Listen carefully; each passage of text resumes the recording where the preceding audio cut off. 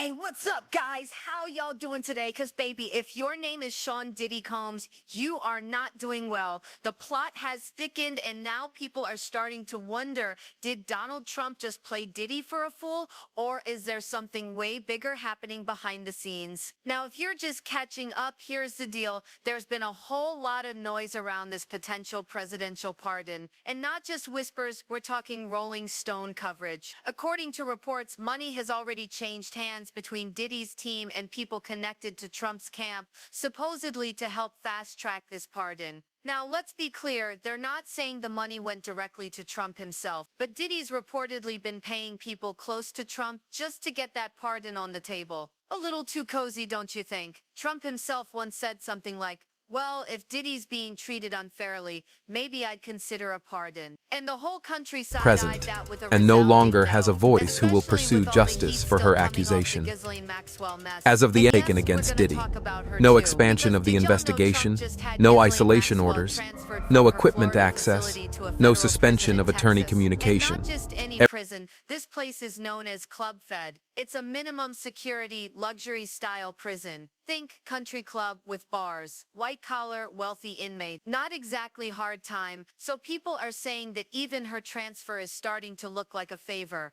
a sign of protection. But let's stay focused, because Diddy's story, it's about to take a wild turn. Everybody's been talking about this pardon like non-stop. I reported on it back in December, again in January, and again in February. And y'all called me crazy. That could never happen. But now, it's hit mainstream media. And just when you think you know where this is going, here comes a new theory, one that should have MAGA cheering and anyone hoping for Diddy's downfall breathing a little easier. Here's what's floating around. Multiple victims have been writing letters, and not just to prosecutors or judges, but directly to Trump. Yup, they're going above and beyond. And according to insiders, no one actually wants Diddy out. The theory is that Trump might be setting Diddy up to take the fall, and at the same time shifting the spotlight away from the Epstein-Maxwell mess that's creeping back up. When I first heard this, I thought, this is a stretch. But then I read the latest Variety interview with Diddy's lawyer, Mark Agnifilo, and suddenly things started clicking into place. So in this Variety article,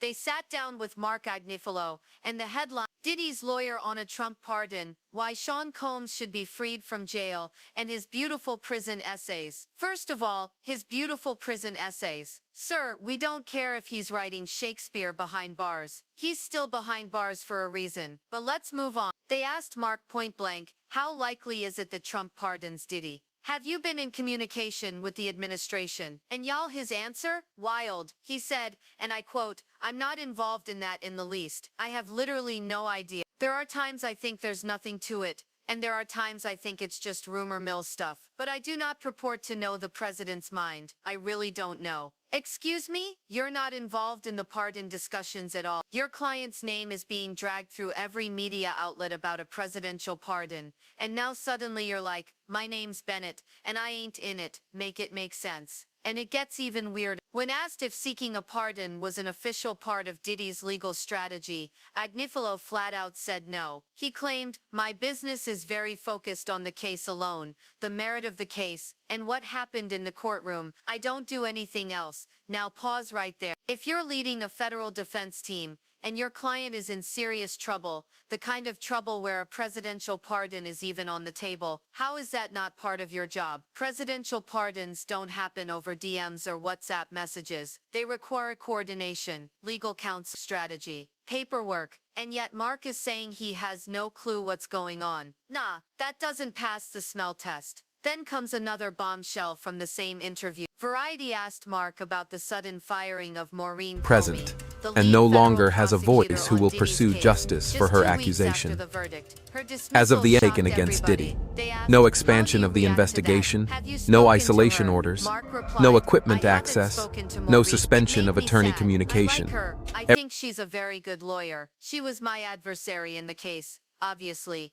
but we had a lot of respect for each other. He even added, I knew her father, James Comey, very well. It was sad. She wants to be a career prosecutor, and now she won't get that chance. I don't think it had anything to do with the case. So again, just like with the pardon, Mark is playing the I don't know anything card. But let's be real, none of this feels random. None of this feels like a coincidence. And that's where Patra Trapp, a writer with very sharp insight, comes in with a theory that's hard to ignore. Patra pointed out that not only are victims writing letters to the judge, they're also bombarding Donald Trump directly. Think about that. With Trump in the middle of his own mess, with court cases pending left and right, every letter matters. And Diddy's name, it's become radioactive. According to Patra, and a few other insiders I've heard from, these letters are saying one thing loud and clear. Diddy cannot be trusted on the outside. They're calling him a menace to society, a threat to women, a danger that should never walk free again. And y'all, it's not just the victims saying this. Even within MAGA circles, there's a growing sentiment that pardoning Diddy would be a bad look for Trump. Real bad.